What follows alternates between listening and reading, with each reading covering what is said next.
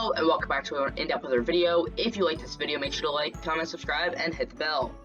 So today we are going to be going over tropics, as the tropics are starting to heat back up again, and the main reason for this is that we've had a pattern recently where the west is very cold, the east is very warm, so a lot of these storms are forming close to home in the US. Both Eta and now 98L are part of the Central American Gyre, which usually forms about this time of year, maybe a little bit earlier, but we've had multiple storms come out of this gyre this year. Usually in the past couple of years we've had it like one storm come out of this gyre. Then you have Theta, which is a complete different story. But we're going to talk about the tropics today, and go from there. So we do have tropical storm warnings off the coast of South Carolina and North Carolina due to Eta. That's about it on the National Weather Service page. Now let's move on to the National Hurricane Center. So we're going to focus on two storms. Actually, we're going to focus on all of them, but mostly 98L.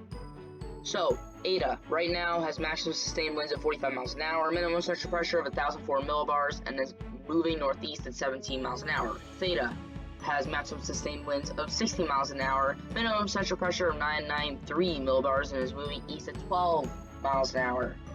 Now, just quickly going over the cones of these storms, you can see Eta is expected to become post-tropical very soon, and with Theta,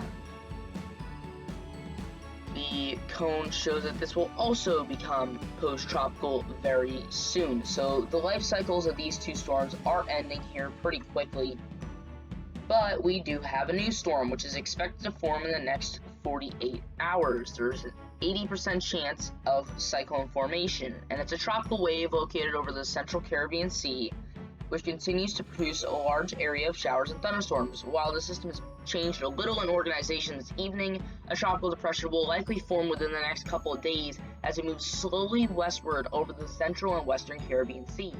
Interest in Honduras and Nicaragua should closely monitor the progress of the system regardless of development. This disturbance is expected to bring heavy rainfall along with possible flash flooding to portions of Hispaniola, Jamaica, and then Honduras, Nicaragua over the next day or probably the next 3-4 days. For more detailed, alright. So, cyclone formation chance in 5 days is 90%, but you can see the striking range is about the same. If we go to 5-day tropical weather outlook, this looks very similar to Eta's probability area. This hashed area is very similar to Eta's, and that's because that Central American Gyre, it's kind of spinning right in here right now. We'll get into that in a little bit. First up, current storm information. So here's Invest 98L. Global and hurricane models taking this a little bit further north than Eta, showing this hitting more of Honduras and maybe even like riding the coastline for a little bit before it goes inland.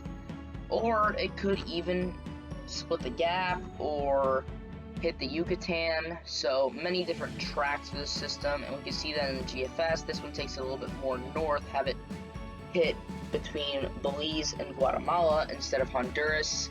The GEPS kind of has that same track even further north into Belize. And finally, intensity guidance. This is very, very interesting. For a late season tropical development, we could see this become a major hurricane. Now, if it becomes a major, all the storms that have it becoming a major, except for one, have it becoming a Category 4. One of which have it becoming a Category 5. But I want to pay attention to this model right here. This is a ship model, or the ship spaghetti strain as I like to call them. This has been surprisingly accurate this year. It has overshot everything compared to other spaghetti strains, I like to call them, and most of the time it's been right when it does so. but this time it kind of has it following the pack until 84 hours from now. Then it continues to develop this storm slightly until it becomes a minor Cat 3, so just barely in that Cat 3 range. I think this could totally happen, but it would have to rapidly intensify as soon as it gets named. I think the most likely track and intensity from the models is probably this track right here. We're gonna look at the, I think that this is the, DSHP model. So, starts off with the pack, takes it to a high Cat 1 or a low Cat 2, and then it makes landfall and drops straight off. Now, let's actually look at those models. We're tracking this system right here. So, we see this start to rapidly intensify a little bit, gets down to about 960 millibars, and then makes landfall. This is a GFS, so it has that more Belize, Guatemala track. But if we let's go to the wind speeds.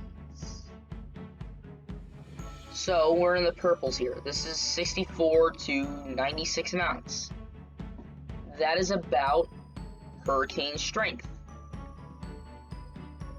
So I think that a high Cat 1 to low Cat 2 is probably more likely, but based on past events, that ship model could be right. We could see a Category 3. So there's a lot still to happen with this system. Another thing real quick I just want to go over is at the end of this model run, we start to see another disturbance here form in the Atlantic that could also become a tropical storm. So a lot to watch in the tropics, but that is all I have for today. Thank you guys for watching, and I'll see you guys next time.